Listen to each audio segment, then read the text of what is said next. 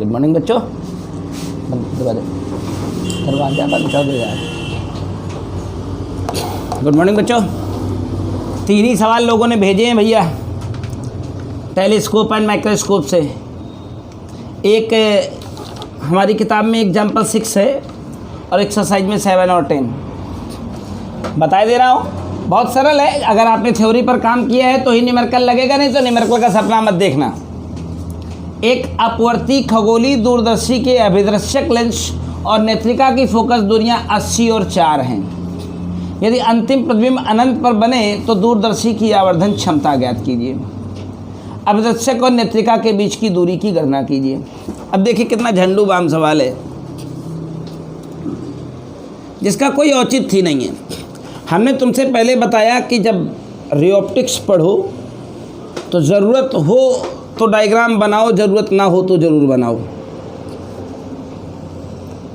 दूरदर्शी का मामला है तो दूरदर्शी के बारे में मैंने बताया था, दूरदर्शी का काम ही केवल एक है,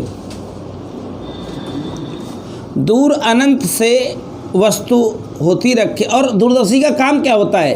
एक ऐसी जगह पर वस्तु है आपकी जो तुम्हें दिखाई नहीं दे रही है, तो अनंत पर है, तो अनंत पर बनी हुई रखी हुई वस्तु का प्रतिबिंब कहाँ पर बनता है? पहली बार फोकस पर बनता है।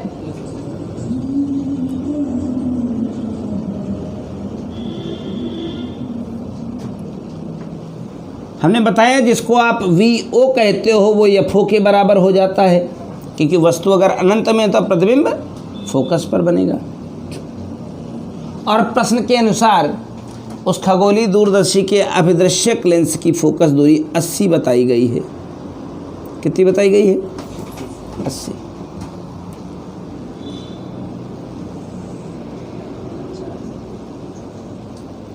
इसके बाद जो आईपीस लेंस है नेत्रिका, उसकी फोकस दूरी बताई गई है 4।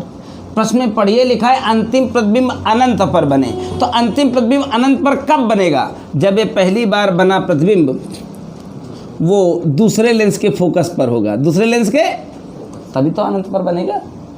तो ये डिस्टेंस हो गई FO, ये डिस्टेंस हो गई FE, सॉरी। तो उतनी ही दूरी पर FE इधर होगा। तो जो रे प्रिंसिपल एक्सिस के पैरेलल जाएगी वो वापस कहाँ से आएगी?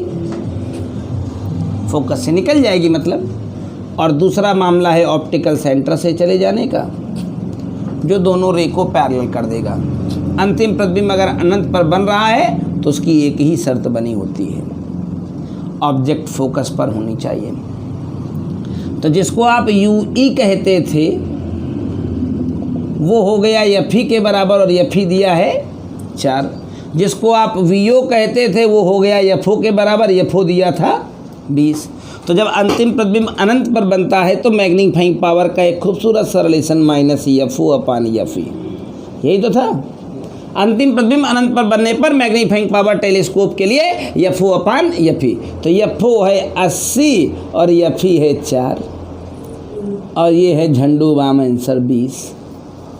इसके बाद एक और दूसरा प्रश्न इसी में उठाया है, दोनों लेंसों के बीच की दूरी। अब यहाँ से लेकर यहाँ तक तो 80 है और यहाँ से लेकर यहाँ तक 4 है, तो लेंसों के बीच की दूरी को LL डैश नाम दे दें अगर, तो वो दूरी कितनी हो गई? 80 4 84। ये सवाल था शैलेश का, एक सवाल निपट गया। इसके बाद अगर आपने थ्योरी पर काम किया है तो डायग्राम पर काम करिए। रियोप्टिक्स का मतलब डायग्राम होता है, रियोप्टिक्स माने कुछ नहीं। टेलीस्कोप माइक्रोस्कोप में क्या है? 2 लेंस का कॉम्बिनेशन ही तो है। और इस टॉपिक में क्या रखा है? हाँ, मैग्नीफाइंग पावर का इक्वेशन जो होता है वो उलझता है थोड़ी देर। अगला सवाल 10वां, करा स्पष्ट दृष्टि की न्यूनतम दूरी के लिए फोकस की गई दूरदर्शी के अभिदर्शक द्वारा प्रतिबिंब अभिदर्शक से 0.75 मीटर पीछे बनता है। यानी जो सीन बनाई जा रही है वो सीन हमसे कह रहा है कि अंतिम प्रतिबिंब स्पष्ट दृष्टि की न्यूनतम दूरी पर बनना है। दूरदर्शी का मामला है तो हमने बताया दूरदर्शी में जो पहला वाला लेंस होता है वो बड़ा होता है, वस्तु हमेशा अनंत पर होती है। अनंत पर रखी वस्तु का प्रतिबिंब पहली बार कहाँ पर आके बनता है? फोकस पर। अनंत पर रखी हुई वस्तु का प्रतिबिंब पहली बार कहाँ पर आके बनता है? फोकस पर। ये तो सर्टेन है कि इसकी का नाम वीओ है और इसी का नाम एफओ है, जो प्रश्न के अनुसार कितना बताया जा रहा है? 75 सेंटीमीटर। दोनों लेंसों के बीच की दूरी 80 है। दोनों लेंसों के बीच की दूरी मतलब ये साफ है कि जो दूसरा वाला लेंस है, अगर ये दूरी 75 है तो दोनों लेंसों के बीच की दूरी 80 होने का सीधा अर्थ ये है कि ये दूरी 5 होनी चाहिए।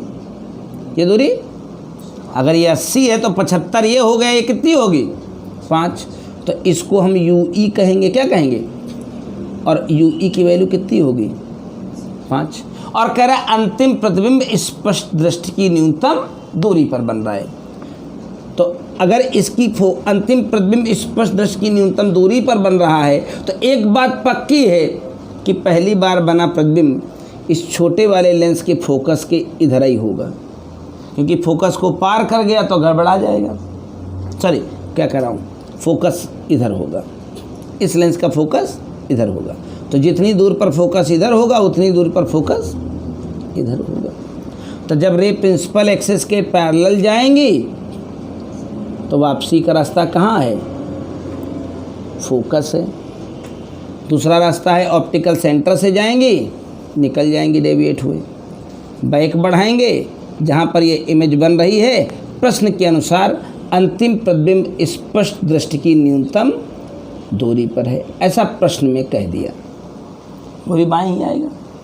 तो इस लेंस के लिए जिसका नाम आईपीस लेंस है, आईपीस लेंस के लिए मेरी वस्तु कितनी दूरी पर है? 5, क्योंकि ये दूरी है यहाँ से यहाँ तक 80। अगर ये 75 है तो दूरी कितनी होगी? 5। और इसी लेंस के लिए प्रतिबिंब की लोकेशन है 25। तो इस लेंस की फोकस दूरी सबसे पहले निकाल ली जाए। 1/F बराबर 1/V माइनस 1/U फार्मूले में होता है। तो इसको E और E नाम दे दें। हमें पता चल चुका है अंतिम प्रतिबिंब स्पष्ट दृष्टि की न्यूनतम दूरी पर बना है, तो V 25 है। U लेंस के बाईं साइड है, प्रश्न के अनुसार वो 5 है। अब हम इसे कैलकुलेट करते तो F की वैल्यू मैंने देखी 5 ये था, तो 5 से बड़ी आनी चाहिए थी। कैलकुलेट करो, 5 से बड़ा संख्या इसका होगा आंसर 25, और यहाँ 1 वहाँ 5, तो F की वैल्यू कितनी हो गई? 25/4। 6.25 आ गई कि नहीं आ गई? अगर इसको हल करेंगे इट बिकम 6.25 हो गया। अब आपसे पहले सवाल पूछा था अगर दूरदर्शी की आवर्धन क्षमता क्या है? दूरदर्शी की आवर्धन, तो इस अंतिम प्रतिबिंब स्पष्ट दृष्टि की न्यूनतम दूरी पर बनता है, तो आवर्धन क्षमता का सूत्र -FO/FE 1 + FE/D 1 + FE/D। तो -FO 75 है, FE 6.25 आ गया, यानी 25/4। FE 25/4, D 25, 25 से 25 काट दीजिए, 25 तिहाई 75, 4 तिहाई 4 LCM, ये 5 हो जाएगा, 4 तिहाई 5 तिहाई। पहले केस में सेम जो तुमको मैंने ओरिजिनल सिखाया था एज इट इज ये अपनी जगह पर मौजूद है, हो गया। अब इसके बाद इसमें से एक सवाल पूछा है, कह रहा है अगर अंतिम प्रतिबिंब अनंत पर बनाना हो, अंतिम प्रतिबिंब, तो इस लेंस को कितना खिसकाना पड़ेगा? तुमको पता है ये डिस्टेंस 6.25 है, इसकी फोकस दूरी कितनी है? 6.25। तो अब ये वस्तु जो पहली बार प्रतिबिंब बना, इसको तो हम कहीं ले नहीं जा सकते हैं, लेकिन अगर इस लेंस को थोड़ा पीछे धक्का मार दें तो ये फोकस पॉइंट अगर इसके ऊपर आ जाए तो अंतिम प्रतिबिंब मान लो कहाँ चला जाएगा? अनंत पर चला जाएगा। थोड़ा इसे खिसका दें, ढकिया दें, तो ये पॉइंट इसके ऊपर जिस दिन आएगा, ठीक है, इसके ऊपर, तो यानी जब इस लेंस का फोकस इस ऑब्जेक्ट के ऊपर हो जाएगा तो प्रतिबिंब अनंत पर चला जाएगा। तो ये 5 है, ये 6.25 है तो कितना धकिया है? 1.25। It is the correct option. देखो सेकंड आंसर का जवाब मिल गया है।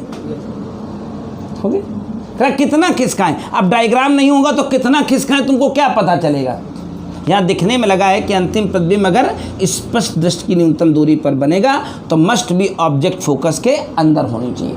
मस्ट बी ऑब्जेक्ट फोकस के। अब दूसरा सीन, अगर अंतिम प्रतिबिंब स्पष्ट दृष्टि की न्यूनतम दूरी पर बनेगा तो ऑब्जेक्ट फोकस के अंदर होगी, और वो कितना आई थी आंसर? 6.25। कह रहा अब अगर अंतिम प्रतिबिंब अनंत पर बनाना हो, अंतिम प्रतिबिंब, तो अगर अंतिम प्रतिबिंब अनंत पर बनाना हो तो ये जो पहली बार बनी हुई इमेज है वो इस लेंस के फोकस पर होनी चाहिए। तो इसको फोकस पर लाने के लिए क्या करें? लेंस को थोड़ा पीछे पाइप खींच दें। खींचेंगे तो ये पॉइंट जैसे इसके ऊपर ठीक आ जाएगा, तो अंतिम प्रतिबिंब कहाँ पर बना जाएगा? इसी में कई जगह एक वर्ड आता है श्रांत नेत्र से देखने पर। कौन सा? श्रांत नेत्र। कौन सा केस है? श्रांत नेत्र से देखने पर। तो जब श्रांत नेत्र का केस आएगा तो शांत बन जाएगा। बात समझ में आ गई? चलो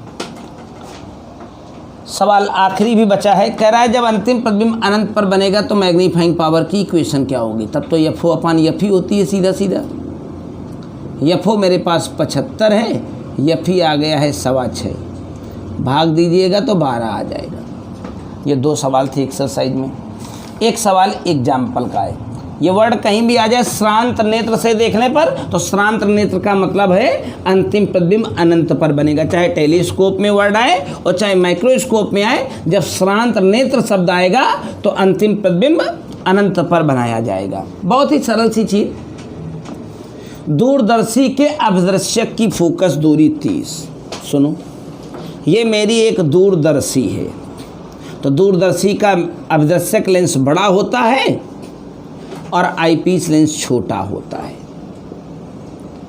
दूरदर्शी के अभिदर्शक लेंस की फोकस दूरी 30। नेत्रिका लेंस की फोकस दूरी 3। आखिरी एग्जाम्पल है। इसे 2 मीटर दूर एक पैमाने पर फोकस किया गया है, यानी यहाँ ऑब्जेक्ट इनफाइनाइट में नहीं है। जो आपकी ऑब्जेक्ट है वो 2 मीटर दूर है। जिसको आप UO कहते थे वो आज इनफाइनाइट नहीं है। उस प्रश्न के अनुसार मेरी ऑब्जेक्ट 2 मीटर दूर है, तो बाईं साइड 200 सेंटीमीटर हो जाएगी। बोलो। तो कहता है श्रांत नेत्र से देखने के लिए अभिदर्शक से नेत्रिका तक की दूरी की गणना कीजिए। तो सबसे पहले देखो इसका पहली बार प्रतिबिंब कहाँ बनेगा।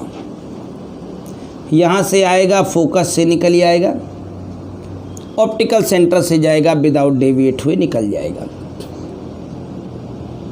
ये दूरी डेफिनेटली VO कहलाएगी, लेकिन अब ये FO के बराबर नहीं होगी। FO के बराबर कब होती? जब ऑब्जेक्ट इनफाइनाइट में होती। इस प्रश्न में हमारी ऑब्जेक्ट कहाँ पर है? 200 पर। तो U के बारे में पता है, F के बारे में पता है, मैं V के बारे में पता लगाना चाहता हूँ। 1/F = 1/V minus 1/U। Calculate करके देखते हैं, VO की वैल्यू पॉजिटिव में आनी चाहिए। कितनी आएगी बाद में पता चल जाएगा। वो 30 है। 30 और 200 का LCM कितना हो जाएगा? 600। हाँ 600 ही हो जाएगा। यहाँ 20 हो जाएगा, यहाँ 3 हो जाएगा। हमने कहा था VO की वैल्यू पॉजिटिव में आएगी। 600/17 यही हो जाएगी ना। 600/17 ये मुझे डिस्टेंस मिल गई। अब प्रश्न को पढ़िए, उसमें लिखा है अंतिम प्रतिबिंब वो श्रांत नेत्र से देखने पर। तो श्रांत नेत्र का मतलब है अंतिम प्रतिबिंब कहाँ पर बनना चाहिए? अनंत पर बनना चाहिए। तो अंतिम प्रतिबिंब अनंत पर बनने के लिए एक शर्त आ जाती है कि जहाँ पर पहली बार प्रतिबिंब बना है मस्ट भी ये डिस्टेंस इस लेंस का फोकस होना चाहिए। तो ये FE ही UE बन जाएगा, तभी तो अनंत प्रतिबिंब अनंत पर बनेगा। तो हमने VO का मान निकाल लिया है। UE का मान किसके बराबर है? वही FE के बराबर, जो कि कितना है? 3। तो कह रहा था दोनों लेंसों के बीच की दूरी बताओ। दोनों लेंसों के बीच की, तो ये VO के बराबर हो गया है, जो कि हमने पता लगा लिया है, ये 3 है। तो दोनों लेंसों के बीच की दूरी को LL डैश अगर नाम दे दें तो 600/17 प्लस 3 651/17 कैलकुलेट कर लेना 38.3। भाई 4 बार तो जाएगा नहीं, 3 ही बार जाएगा। यही 3 सवाल थे जो ये चैप्टर हो गया ख़त्म। चैप्टर का नाम था टेलीस्कोप एंड माइक्रोस्कोप। अब आगे हमारी इस टॉपिक में आपकी वेव ऑप्टिक्स की स्टार्टिंग है। छोटे छोटे चैप्टर हैं, मतलब एक दिन अभी में न्यूमेरिकल वगैरह नहीं है। इसमें वेव ऑप्टिक्स में एक टॉपिक आएगा व्यतिकरण। उस व्यतिकरण में तो आपको न्यूमेरिकल मिलेंगे इंटरफेरेंस में, बढ़िया, और टॉपिक भी बहुत अच्छा है। इसके अलावा जो और 3 चैप्टर हैं इनमें न्यूमेरिकल अप्रोच बिल्कुल नहीं है। खासकर जो पहला शुरू होगा ये हाइगेंस तरंग प्रकाशिकी, हाइगेंस का सिद्धांत। इसमें एक मामला आएगा कि आपको बहुत थ्योरी पढ़नी है। थ्योरी के साथ साथ इसमें डेरिवेशन की अहमियत है। मैं आपको बताऊंगा वो पर्टिकुलर डेरिवेशन जो आपके एग्जामिनेशन में बार बार रिपीट होता है। तो आज के वीडियो में मैं सोच रहा हूँ इतना ही कर दूँ, फिर एक वीडियो कल ले आऊँगा जिसमें हम आपको वेव ऑप्टिक्स पढ़ाएंगे। वेव ऑप्टिक्स का पहला chapter Huygens principle and thought, बहुत बढ़िया है। वो मैं बनाना भी चाहता हूँ उसका एक वीडियो बढ़िया से, क्योंकि एक बहुत स्पेशल टॉपिक है हाइगेंस का के सिद्धांत से परावर्तन और अपवर्तन की व्याख्या। उस चैप्टर में न्यूमेरिकल नाम का कोई कंटेंट नहीं मिलेगा, उसमें कोई है ही नहीं है न्यूमेरिकल, लेकिन उसके आगे व्यतिकरण बहुत अच्छा होगा और एक दिन में डिफ्रैक्शन और एक दिन का पोलराइजेशन, फिर 2 दिन के मॉडर्न फिजिक्स के 2-3 चैप्टर, जिसमें फोटो इलेक्ट्रिक इफेक्ट हमारा पूरा हो गया है। एक वीडियो उसके न्यूमेरिकल को मैं लेकर के पेंडिंग में हूँ। शायद कल मैं आपको क्या करूँ कि एक इसका न्यूमेरिकल का एक वीडियो दे दूँ। कल आपकी कोई क्लास नहीं होगी, कल घर में एक छोटा सा कार्यक्रम है, फिर मामला जो है आपका नेक्स्ट डे बढ़ेगा। तो कल अगर हमें समय मिल जाएगा तो हम एक वीडियो दे देंगे सभी को, तो फिर उसमें फ़ोटो इलेक्ट्रिक इफेक्ट के एग्जाम्पल न्यूमेरिकल करा देंगे, चुनिंदा 10 सवाल। तो उससे क्या होगा कि आप फ़ोटो इलेक्ट्रिक इफेक्ट लगा डालना फुर्सत में, एक दिन में एक चैप्टर पूरा किया है ना हमने। एक चैप्टर जब कंप्लीट हो गया तो फोटो इलेक्ट्रिक इफेक्ट के एग्जाम्पल न्यूमेरिकल दे दूंगा, तो चैप्टर आप पूरा कर लें। ठीक है, ओके, थैंक यू। बहुत छोटा